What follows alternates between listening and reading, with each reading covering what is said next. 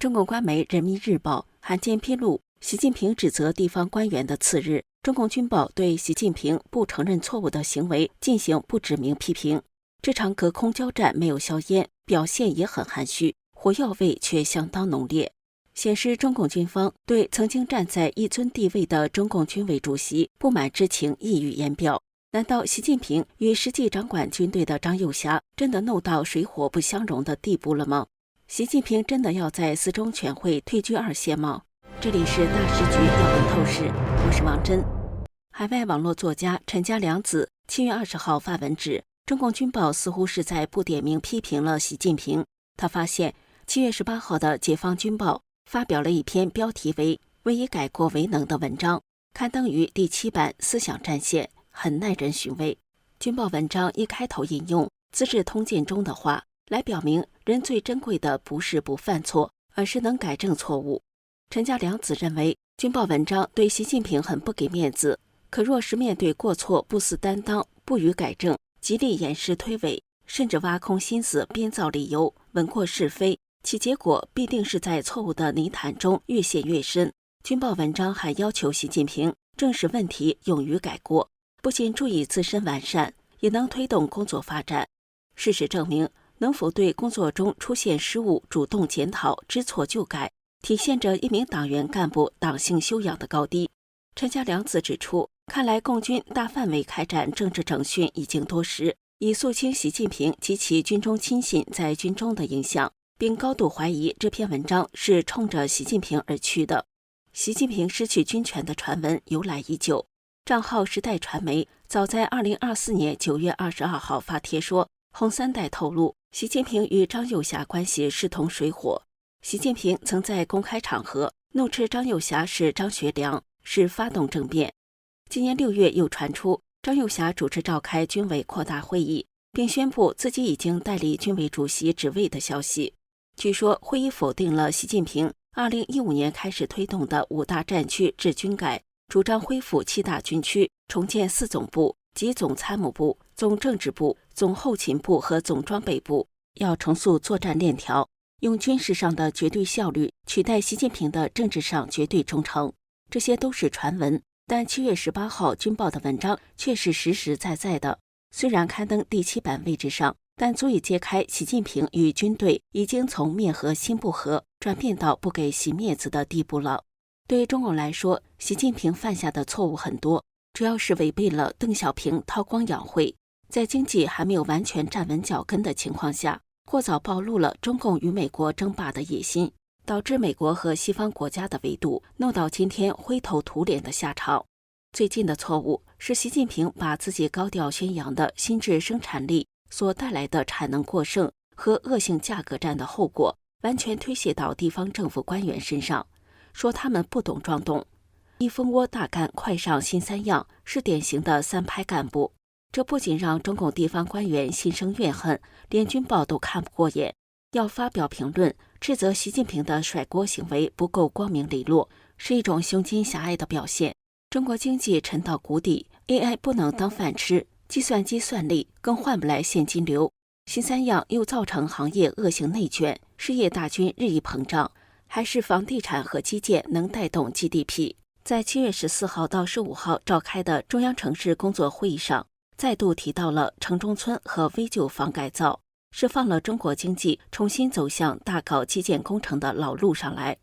大陆媒体前瞻经济学人7月20号报道，根据中国工程机械工业协会最新披露的数据，今年上半年中国共销售挖掘机12.520万台，同比增长 16.8%， 其中国内销量65637台，大涨 22.9%。 按月份来看，最高的一个月同比增速甚至突破了 99%， 创5年新高。业内有一个挖掘机指数，用来反映观察固定资产投资等经济变化的风向标。如果挖掘机卖得好，说明房地产和基建大热，这说明中国经济靠新三样和人工智能根本就跑不起来，没办法，基建和房地产才能有立竿见影的拉动效果。不过房地产市场现在还是一潭死水，没见什么动静，说明中国经济将往哪个方向走，眼下还看不清。就像今天中南海政情，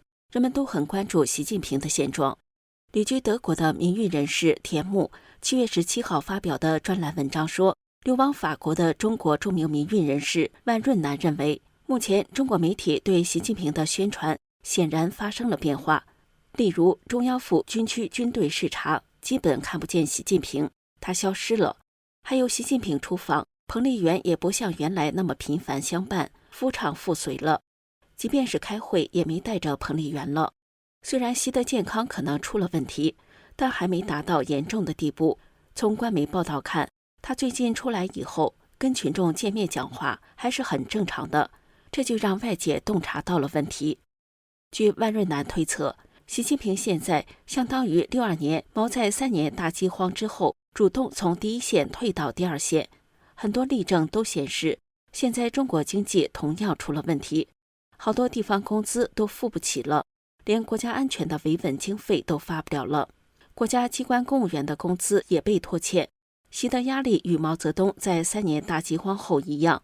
他要站出来承担责任的。中共现在四处警铃大作，都需要中央的钱袋子救急。但以前习近平四处撒钱，国库空空如也。中共治国靠的是枪杆子、刀把子、笔杆子、钱袋子，现在钱袋子空了，问题就大了。大家都知道，习近平兼职太多，经济、财政、金融、军队等细无巨事一把抓，不出问题才怪。很多时候，习的一句话就把一个行业灭掉了。还有那个清零政策造成的经济损失不得了。回过头看，今天中国经济的困境都是习一手制造的，就像老毛当年亩产万斤造成的恶果。为了纠正共产风、浮夸风，老毛主动退居二线，以后毛不再对每一个具体问题发表意见。习近平也一样，将不再对每一个具体问题发表意见了，就有了决策意识协调机构，依靠集体领导，成立一个集体委员会。从中共中央的人事安排看，显然习是不会再继续干下去，但是他会干到期，提前退是不可能的。据习近平的女儿习明泽说，党和国家还需要习掌舵，所以会在4中全会退居二线，具体工作交给一线统治，大方针还是由习近平把握。习近平已经第3届继续连任好像不太可能。如果习聪明的话，以他现在的状态，显然是不打算继续连任了。就是说，习需要安排后手了。他现在的接班人可能已经找好了，什么李强、蔡奇都是无稽之谈，同一个年龄层的不可能。接班人必须是60后、50后的一代人，基本上都没戏了。万润南认为，在中共体制下，帮主不会自行下台。例如毛执政时期，下边军头都不敢乱许蛮干。毛在的时候，邓小平与周恩来商量，对毛的身边人下手，周恩来坚决不允许。毛一走，那些人就倒霉了。所以这种伦理就是共产党的黑道，是邪教。但是他帮有帮规，黑道也有道的。这么说吧，现在习是帮主，毛当年也是帮主。他们不说自己退居二线，谁敢让他们退居二线？所以习退一步，这个大家都看到了，他是自己要退，避免在第一线，他还可以有操作的空间，让别人挡子弹吗？毛当年就是这么想的，所以这个可能性可能更大一些。虽然没有根据，但可以根据常识、根据逻辑、根据共产党的历史经验来推断。万润南认为，退居二线是一个聪明的做法，但习自己没这么聪明。他身边有一个年轻人，这个年轻人是在哈佛念过书的习的女儿。别人的话，习近平听不进，他女儿的话，他能听不进吗？他女儿在感受社会信息方面一定比他敏感，可见习退居二线的决定是很可能听了他的女儿，这里面的逻辑是自洽的。